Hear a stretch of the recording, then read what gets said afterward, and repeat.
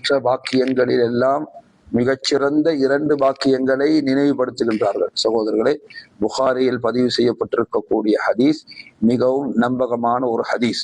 நபி அவர்கள் சொல்கிறார்கள், 2 பாக்கியங்கள் உண்டு.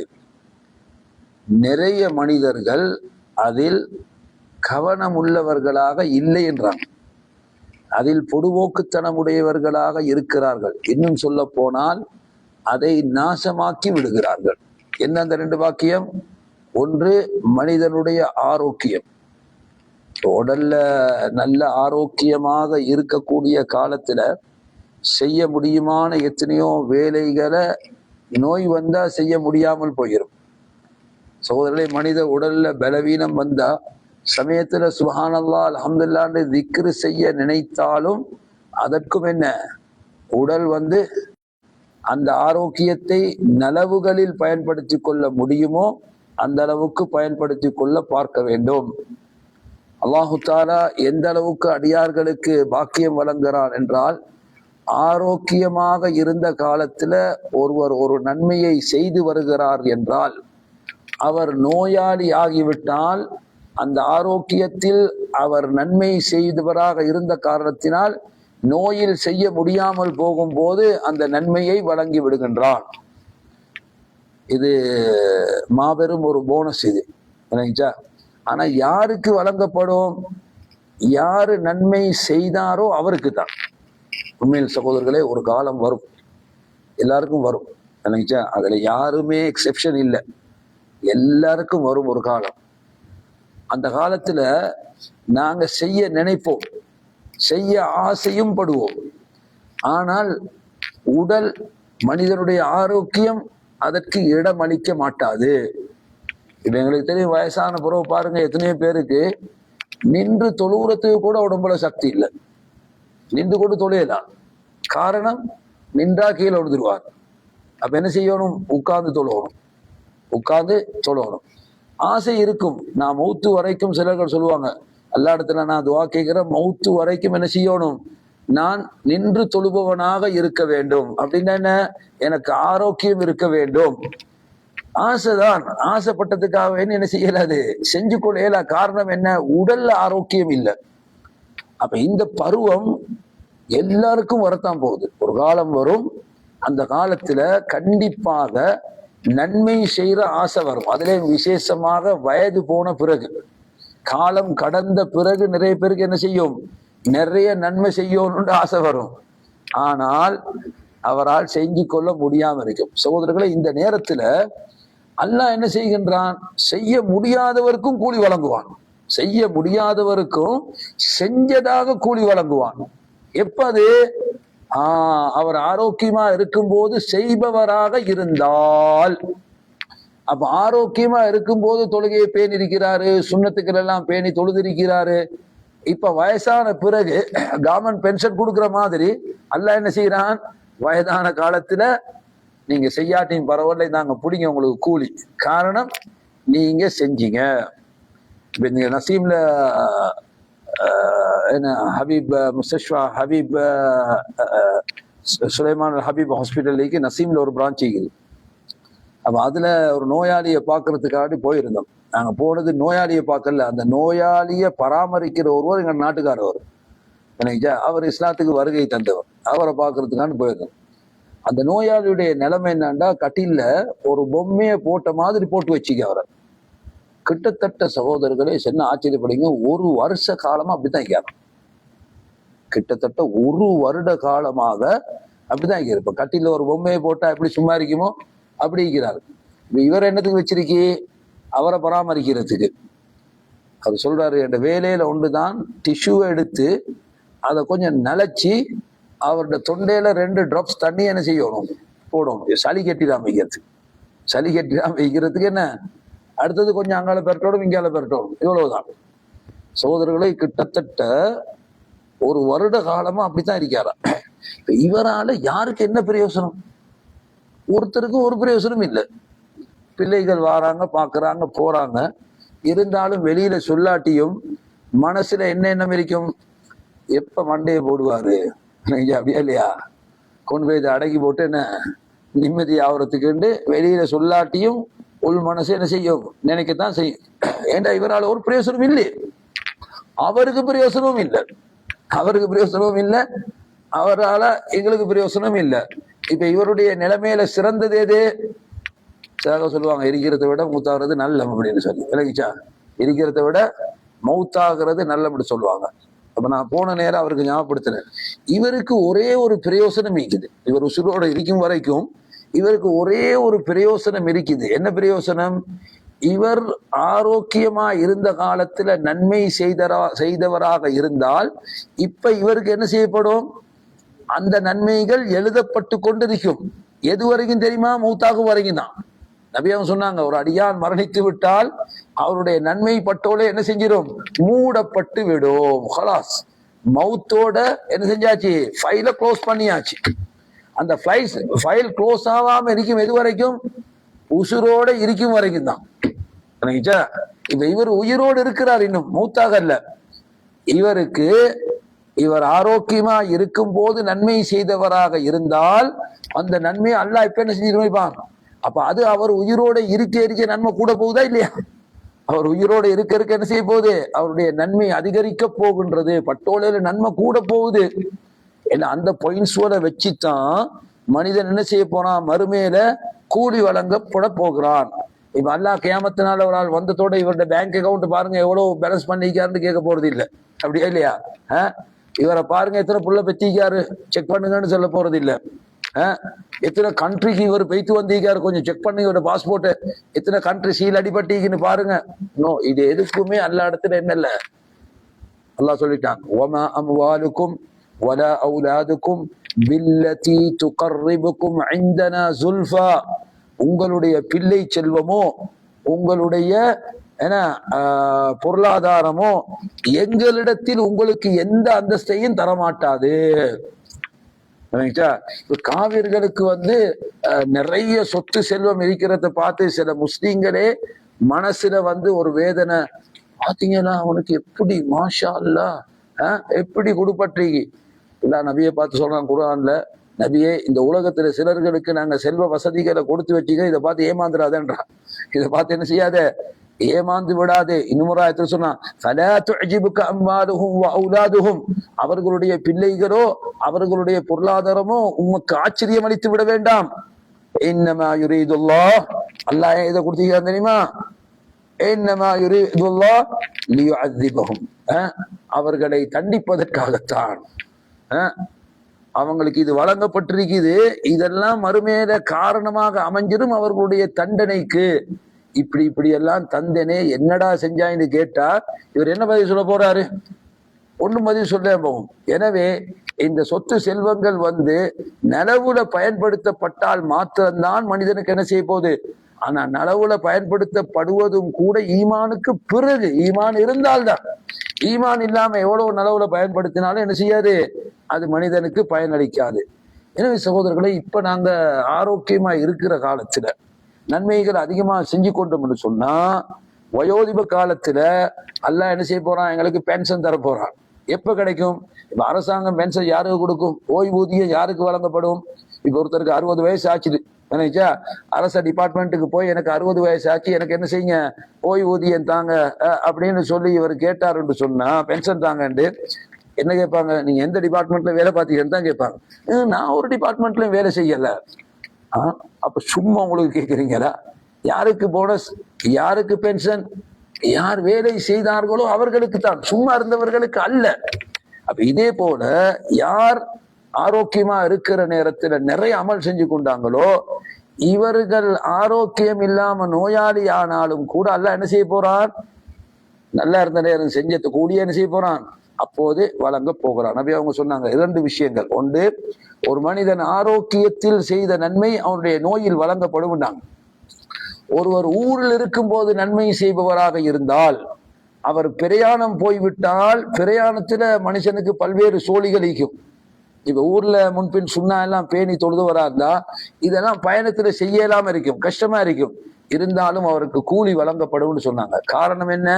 அவர் ஊர்ல இருக்கிற நேரம் செய்த மனிதராக இருந்த காரணத்தினால். உண்மையில் சகோதரர்களை, நான் ஏற்கனவே சொன்ன மாதிரி இப்ப நாங்க ஆசை இருக்குது, செய்யறதுக்கு வாய்ப்பும் இருக்குது. கோட்டை விட்டோம்டுவீங்க, ஒரு காலம் வரும், அந்த காலத்துல நிறைய மனசுல ஆசை வரும்.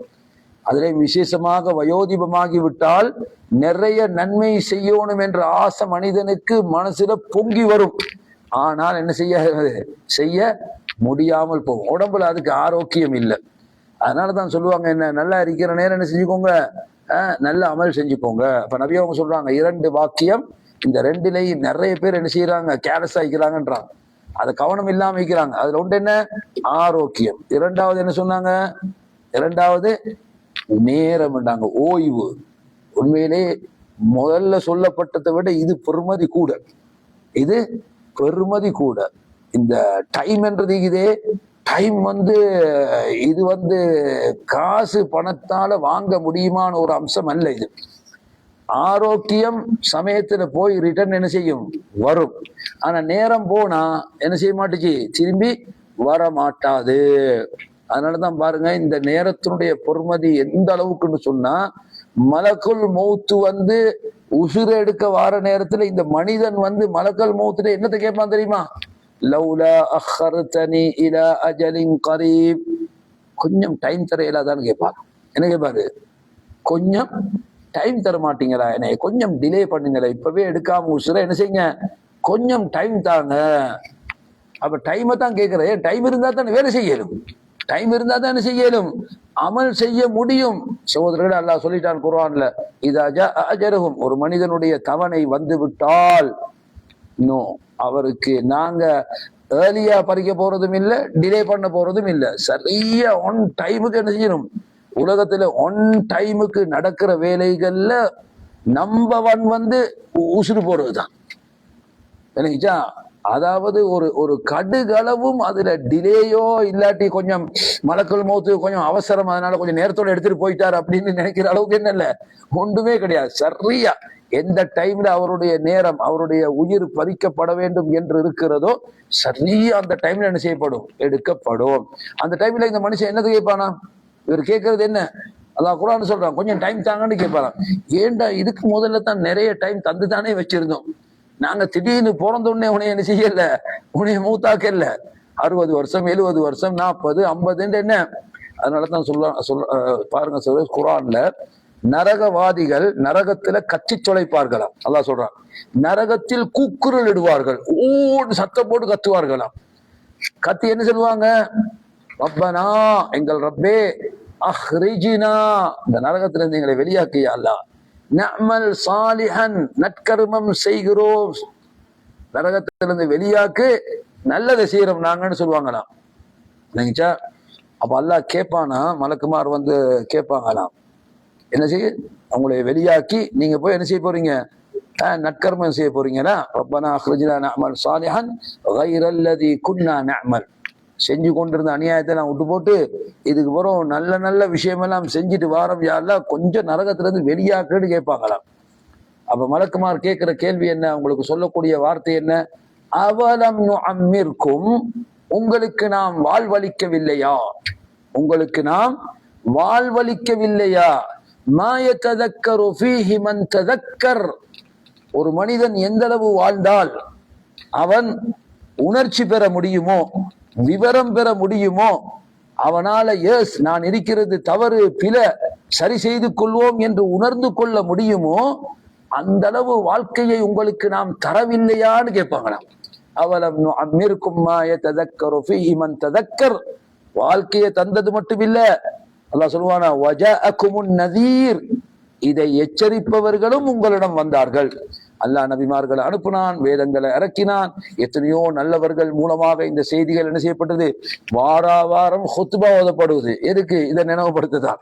கிழமை பயான் நடக்குது, எதுக்கு, இதை நினைவுபடுத்ததான். சகோதரர்களை, இப்படி எத்தனையோ வழிமுறைகள்ல நாங்க என்ன செஞ்சிட்டோம், இதை உங்களுக்கு ரிமைண்ட் பண்ணி கொண்டே இருந்தோம். மலக்குமார் சொல்லுவாங்களாம், அப்படியெல்லாம் செஞ்சும் கூட நீங்க கேர்லெஸ்ஸா இருந்தீங்க, கணக்கில்லாம இருந்தீங்க. எங்கட அறிவுரைகள் எல்லாம் உங்களுக்கு என்ன செய்யல, காதுல பெருசா புலல்ல. ஏன் காரணம் என்ன தெரியுமா, என்ன காரணம், நீங்க அந்த அளவுக்கு துனியால பிஸி, உங்களுக்கு ஒரு பயான் கேட்க டைம் இல்லை. ஒரு குர்ஆன் ஆயத்தை படிக்க டைம் இல்ல, ஒரு ஹதீஸை படிக்க டைம் இல்ல. சிலருக்கு பாருங்க ஜும்மா முடிஞ்ச உடனே பள்ளியில பின்னுக்கு கடகடன்னு சத்தம் கேக்குது. என்னடான்னு பார்த்தா ஜிஹாது நடக்குது போல. அவசரமா வாழை பிள்ளை தூக்கி ஜிஹாதுக்கு போறான். ஒரே ஓட்டம். என்னச்சா சலாம் கொடுத்து முடிச்ச உடனே பள்ளிவாசல்ல என்ன கடகடன்னு ஜும்மா நாள்ல சத்தம் கேக்குது. எங்கடன்னு பார்த்தா கொஞ்சம் பேர் அவசரமா வெளியில ஓடுறான். ஆனா ஜும்மா முடிஞ்சா தொழுக முடிஞ்சா இருந்து அதுக்குரிய திக்ருகள்லாம் செஞ்சு கொஞ்சம் எல்லா இடத்துல ஏதாவது பிரார்த்தனையை செஞ்சு ஒரு குர்ஆனை கொஞ்ச நேரம் தேவைண்டா ஓதி இப்படி என்ன சரி ஒரு நல்ல விஷயத்த செஞ்சுட்டு போலாமே இல்லையா? அது இந்த வெள்ளிக்கிழமை நாள்லயாவது வெள்ளிக்கிழமையிலேயாவது அதுதான் எங்களுக்குரிய ஓய்வு நாள் என்ற காரணத்தினால். ஆனா என்ன பிஸி. சகோதரர்களே, உண்மையிலே சொல்ல போனா உலகம் அந்த அளவுக்கு எங்களை என்ன செஞ்சுட்டு சொன்னா பிஸியாக்கி விட்டுட்டு. ஒவ்வொரு மனிதனும் இன்றைக்கு துனியால பாத்தீங்கன்னு சொன்னா பிஸி. என்ன பிஸி? இப்ப யாராவது ஒருத்தர் உங்களுக்கு கால் பண்ணாருன்னு வைங்க, ஆஜி நான் கொஞ்சம் பிஸி ஆயிக்கிறேன் புறைக்கு பேசுறேன் அப்படின்னு சொல்லுவாங்களா இல்லையா? என்ன பிஸின்னு கேட்டு பாருங்க. குர்ஆன் ஓதி கொண்டிருக்கிறீங்களா? இல்லாட்டி என்ன சரி பயானூன்ல இருக்கிறீங்களா? இல்லாட்டி என்ன சரி ஹதீஸ் வாசி கொண்டிருக்கிறீங்களா? இதான் அவங்களோட பிஸி. இதெல்லாம் பிஸியே இல்லை அவங்கள்ட்ட. ஏதாவது ஒரு துனியாட பிஸி தான், ஏதாவது என்ன ஒரு துனியாட பிஸி தான். எனவே சகோதரர்களே, ஷேக் அல்பானி ரஹ்மத்துல்லாஹி அலைஹி அவங்கள பத்தி சொன்னாங்க. அவங்கள்ட்ட ஒருத்தர் வந்து சில கேள்விகளை கேட்கணும்னு சொன்னாராம். அதுக்கு அவர் சொன்னாராம், நோ டைம் என்றாராம். எனக்கு உனக்கு டைம் தர்றதுக்கு நேரம் இல்லைன்றாராம். அவர் ஹதீஸ்களை ஆய்வு செய்வதிலும் கிதாபுகளை எழுதுவதிலும் என்ன செய்யறாரு? பிஸியா இருக்கிறாரு. அதனால டைம் இல்லைன்ட்டாங்களாம். நாங்க பிஸின்னு சொன்னா எந்த அடிப்படையில சொல்லுவோம் பிஸி? எனவே சகோதரர்களே, நாம் மிக ஆழமாக சிந்திக்க வேண்டிய ஒரு அம்சம் நேரம் மிகுதே. இது வெரி இம்பார்ட்டன்ட். இன்றைக்கு நாங்க வெரி சீப்பா நினைச்சுக்கிற ஒரு அம்சம் என்னன்னு கேட்டீங்கன்னா டைம் தான். அது எப்படி கழிஞ்சாலும் எங்களுக்கு என்ன இல்லை பரவாயில்லை. நல்லதுல கழிஞ்சாலும் சரி கெட்டதுல கழிஞ்சாலும் சரி நேரம் போனா சரியாப்பான்னு கொஞ்சம் பேர். நேரம் போவது என்பது என்ன தெரியுமா? அதனுடைய யதார்த்தமான அர்த்தம் என்ன? உன்னோட வாழ்நாள் குறையுதுன்றது அர்த்தம். இப்ப எத்தனையோ பேர் பர்த்டே கொண்டாடுறது நாங்க பாக்குறோம். பர்த்டே கொண்டாடுறாங்கன்னா வாழ்க்கை கூட்டிட்டு அர்த்தமா? இப்ப அவருக்கு ஏற்கனவே 60 வருஷம் எல்லாம் நியமிச்சிருந்தா இப்ப அது 70 வருஷம் ஆயிட்டுன்னு அர்த்தமா? இல்ல. எவ்வளவு காலம் உனக்கு வழங்கப்பட்டிருந்ததோ அந்த காலத்துல 1 வருஷம் போச்சு, 2 வருஷம் போச்சு, 3 வருஷம் போச்சு. ஒவ்வொரு வருடமும் பர்த்டே கொண்டாட என்ன அதனுடைய அர்த்தம் என்ன? தந்த காலம் குறைஞ்சு போச்சு.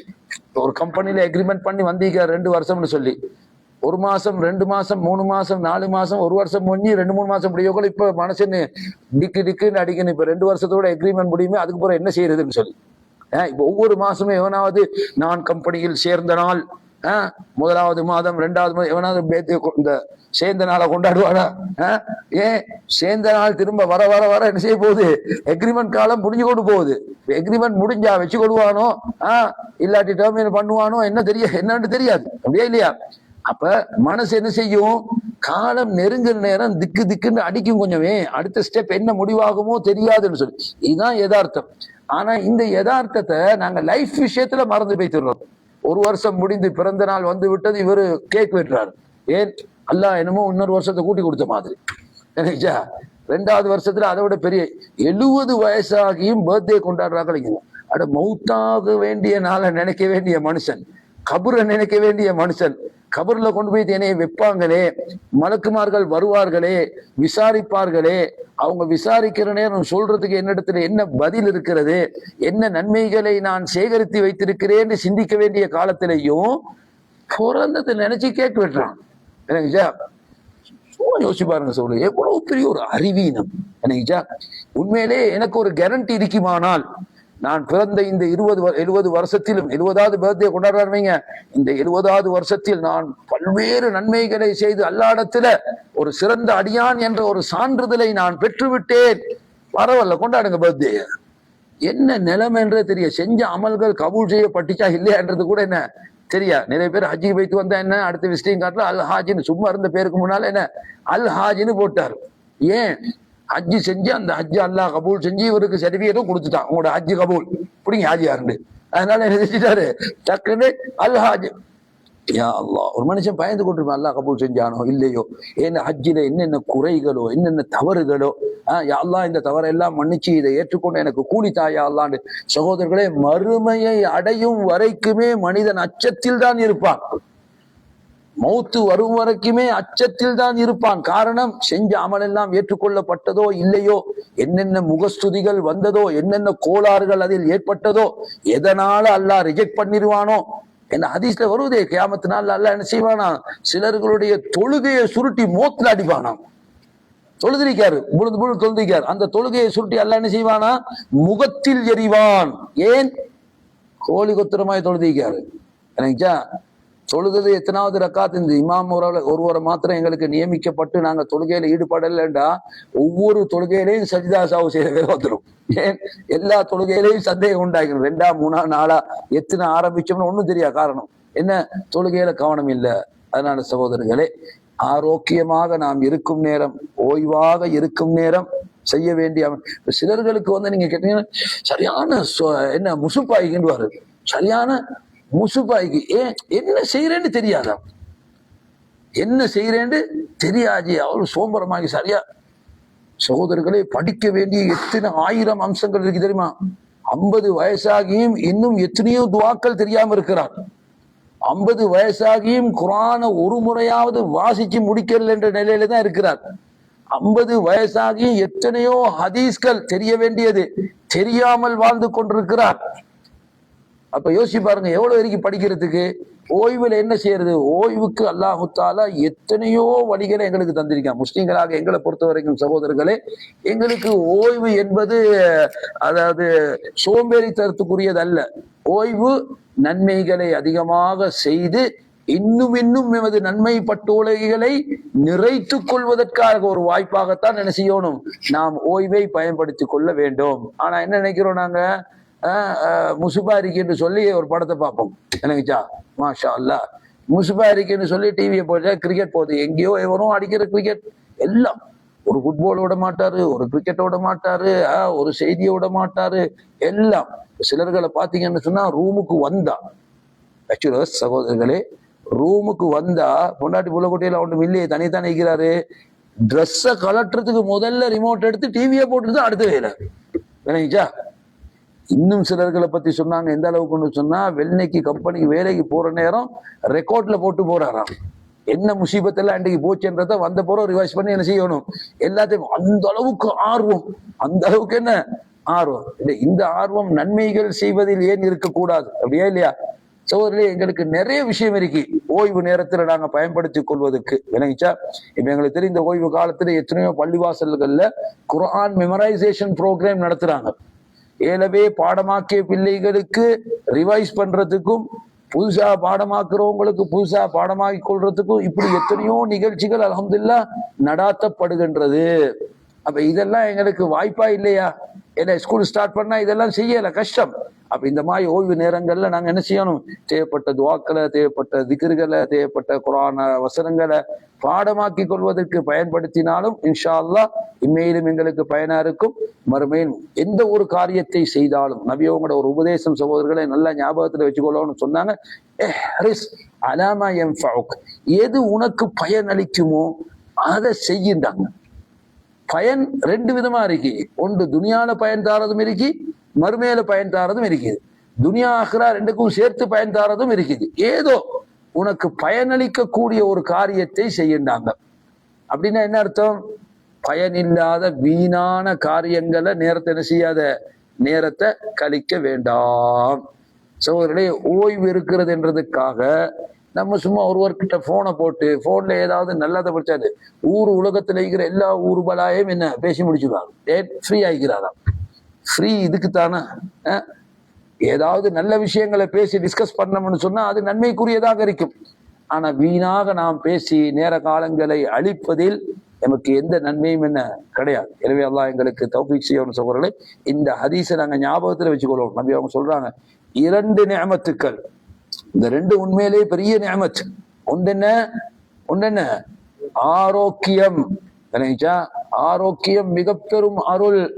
நோய் வந்தாத்தான் என்ன செய்யும், ஆரோக்கியத்தினுடைய அருமை விளங்கும் பண்ணுவாங்க. நோய் வந்தா ஆரோக்கியத்தினுடைய அருமை என்ன செய்யும், அப்பதான் விளங்கும். சரிதானே? இரண்டாவது என்ன சொன்னாங்க, ஓய்வு, ரெஸ்டா இருக்கிற நேரம். இந்த ஓய்வும் அல்லாஹ் உங்களுக்கு தரக்கூடிய அருள். சிலர்களுடைய நிலைமையை பாத்தீங்கன்னா சகோதரர்களே, பிஸி, எந்த அளவுக்கு பிஸி, சின்றதுக்கு டைம் இல்லை அவருக்கு. சின்றதுக்கு என்ன டைம் இல்லை, அந்த அளவுக்கு பிஸி. சிலர்களுடைய லஞ்ச் எல்லாம் 6 மணி 7 மணிக்கு தான் லஞ்சே தின்ற. காரணம் அவ்வளோ பிஸி அவர். சரி, ஏதாவது நல்ல காரியத்துல அந்த பிஸி இருந்தா பரவாயில்ல. வீணான தேவையில்லாத விஷயங்கள்ல பிஸியாக இருந்தால் நிச்சயமாக அது வேஸ்ட் ஆகத்தான். எனவே அல்லாஹ் எங்களை பாதுகாக்கணும். ஓய்வுகள் நமக்கு கிடைத்தால் அந்த ஓய்வை ஃப்ரெண்ட்ஸ்மாரோட கழிக்கிறதுல மார்க்கத்துல தடை ஒன்றும் இல்லை. ஆனா ஃப்ரெண்ட்ஸ்மார் நல்ல ஃப்ரெண்ட்ஸ்மாரா ஆயிக்கணும். ரூமுக்கு போனோன்னே ஆஜார் புதிய படம்னு வந்தீங்க, எப்படி பாப்போம், இவர் யாரு, இவர் நல்ல நண்பரா, இது நினைச்சா நீங்க தான் பார்த்து உங்களை நாசமாக்கிறீங்க. சும்மா இருக்கிற எங்களுக்கும் அந்த பாவத்தை சேர்த்தார மாதிரி மனிதன் என்ற அடிப்படையில் என்ன செஞ்சிடும், நாங்க மாட்டி பெற்றோம். அப்படியா இல்லையா சகோதரர்களே? இந்த ஆயத்தை ஓதி காட்டினாங்க. சூரத்து ஸுஹ்ருடைய ஆயத்து என்ன, அல்லாஹ் என்ன சொல்றான், அல் அஹில்லா யௌமஇதின் பஅதுஹும் லிபஅதின் அது. கியாமத்து நாள்ல நண்பர்கள் பகைவர்களாக மாறிவிடுவார்கள். யாரெல்லாம் இந்த உலகத்துல நல்ல நண்பர் நினைச்சீங்களோ அவன் எல்லாம் என்ன ஆயிடுவானா, கியாமத்து நாள்ல பகைவனா ஆகிடுவான். படம் பார்க்க கூப்பிட்டு அவனை பார்த்து நீங்க செல்ற வேலை வரும், அடப்பாவி உனையால தாண்டா இந்த பாவத்தை செய்யற வேலை வந்துச்சு. துனியால சாப்பாடையும் சோத்தையும் தந்து பெரிய நண்பர் மாதிரி நடிச்சாய், அதோட சேர்த்து என்ன இப்படி பாவம் எல்லாம் செய்யறதுக்கு வாய்ப்பை ஏற்படுத்தினாய். அல்லாஹ் சொல்றான், அந்த நாளில் இந்த நண்பர்கள் என்ன செய்வார்கள், சிலர்களுக்கு பகைவர்களாக ஆகி விடுவார்கள். பகைவர்களாக ஆகி விடுவார்கள். இப்ப பகைவர்களாக ஆகுனா என்ன நடக்கும், பகைவர்களாக ஆகுனா என்ன நடக்கும், ஒருவர் மற்றவரை கண்டு விரண்டு ஓடும். எந்த அளவுக்குண்டா, சிலர்களை பார்த்து சொல்லுவானா, இவனோட ஃப்ரெண்ட்ஷிப் வைக்காம இருந்திருந்தா எவ்வளோ நல்லா இருந்துக்க விடுவானா, லக்கது அவல்லனி என்னைய நாசமாக்கித்தானே பாவிடுவானா. இது எப்ப, கியாமத்தினால சொல்லுவானா. அல்லாஹ் சொல்றான் அப்படியே, லக்கது அவல்லனி அனி திக்ர், உபதேசத்தை விட்டும் என்னை வழிதவர செய்து விட்டான். உபதேசம் என்ன, குர்ஆன் ஹதீஸ் தான் உபதேசம். இந்த உபதேசத்தை விட்டும் என்னை வழி தவற செய்து விட்டான், இவனோட நான் தோழமை கொள்ளாமல் இருந்திருக்க கூடாதா என்று என்ன செய்வானாம், கியாமத்து நாள்ல கவலைப்படுவார். அங்க வந்து கவலைப்பட்ட சகோதரர்கள், அந்த கவலைக்கெல்லாம் எந்த ஒரு பிரயோசனமும் கிடையாது. அந்த கவலைக்கெல்லாம் என்ன, ஆனா அதான் அந்த நண்பர்கள் பகைவர்கள் சொல்லிட்டு என்ன செஞ்சிட்டான், இல்லல் முத்தகீன், இரையச்சம் உள்ளவர்களை தவிர என்றான். அவங்க ஒரு நாளும் பாவத்தை தூண்டிருக்க மாட்டாங்க. அவங்க அடுத்தவங்களுக்கு தங்களால முடியுமான நன்மைகளைத்தான் செய்திருப்பார்கள், நண்பர்களுக்கு நல்லதைத்தான் சொல்லியிருப்பார்கள், நல்ல வழிகளைத்தான் எடுத்து காண்பித்திருப்பார்கள். அப்படியா இல்லையா?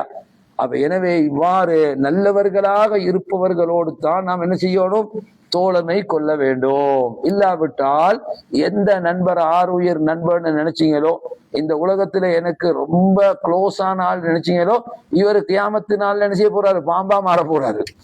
இவர் கியாமத்தினால எனக்கு எதிரியாக ஆக போகிறார். இது வெறும் வாய் வார்த்தை இல்லை சகோதரர்களே, குர்ஆன்ல அல்லாஹ் நேரடியாக சொன்ன விஷயம். நண்பர்களாக உலகத்தில் இருப்பவர்கள் மறுமையில் பகைவர்களாக ஆகிவிடுவார்கள். யாரை தவிர, இறைச்சம் உள்ளவர்களை தவிர. எனவே சொல்லப்பட்ட இந்த 2 நியமத்துக்களையும் நாம் பயன்படுத்தி கொள்வோமாக.